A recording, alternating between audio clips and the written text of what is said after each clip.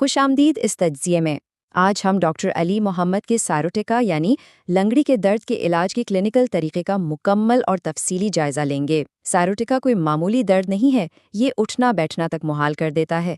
لیکن اس تجزیے میں ہم محض علامات کو عرضی طور پر دبانے کی بات نہیں کریں گے، بلکہ انیٹمی کی گہرائی سے لے کر ایک انتہائی مخصوص دوا کے انتخاب تک کے سفر کو سمجھیں گے۔ یہ سچ میں ایک بے حد دلچسپ فریم ورک ہے جو میڈیکل سائنس اور ہومیوپیتھک آبزرویشن کو آپس میں ایک بالکل نئے زاویے سے جوڑتا ہے۔ آئیے جلدی سے نظر ڈالتے ہیں کہ آج ہم کیا کچھ کور کرنے والے ہیں۔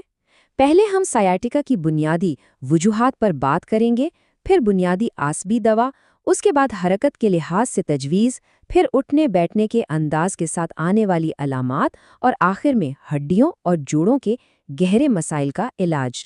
تو شروعات کرتے ہیں اپنے پہلے حصے سے، یعنی سیاٹیکا کی بنیادی وجوہات۔ آخر یہ درد شروع کہاں سے ہوتا ہے؟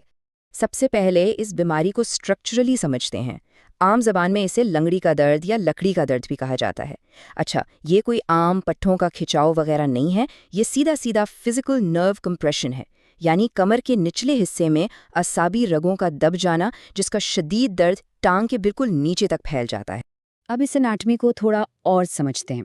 یہاں مخصوص نرو روٹس شامل ہیں، جیسے L4، L5، S1، S2 اور S3۔ یہ بالکل ایسی ہی مثال ہے جیسے بہت سی پتلی تاریں مل کر آپس میں ایک بڑی موٹی کیبل بناتی ہیں۔ ہمارے جسم کی سیاٹک نرو سب سے لمبی اور موٹی رگ ہے، اور دلچسپ بات یہ ہے کہ جس طرف کی رگ پر دباؤ پڑے گا، درد اسٹرکٹ طور پر صرف اسی طرف پھیلتا ہے۔ یعنی لیفٹ سائڈ پر دباؤ ہے تو درد اور تکلیف اسٹرکٹلی لیفٹ سائڈ کی ٹانگ میں ہی محسوس ہوگی۔ ڈاکٹر علی محمد کی یہ بات بہت ہی اہم ہے۔ ان کا کہنا ہے کہ سب سے پہلے پیتھولوجی اور کمپریشن کو دیکھیں، یعنی محض پین کلر کھا کر دماغ کو سن کر دینا کافی نہیں ہے۔ اصل میں یہ دیکھنا لازمی ہے کہ رگوں پر فزیکل دباؤ اصل میں ہے کہاں۔ یہ اس کلینکل پریکٹس کی بنیادی فلسفی ہے، سب سے پہلے جڑ کو پکڑو۔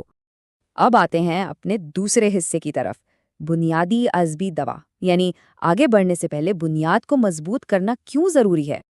دیکھیے، کسی بھی علامت کا علاج کرنے سے پہلے ایک فاؤنڈیشن سیٹ کرنی ہوتی ہے۔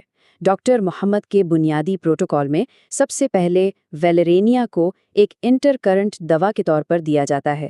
انٹر کرنٹ کا مطلب ایک ایسی دوا ہے جو رکاوٹ دور کرے۔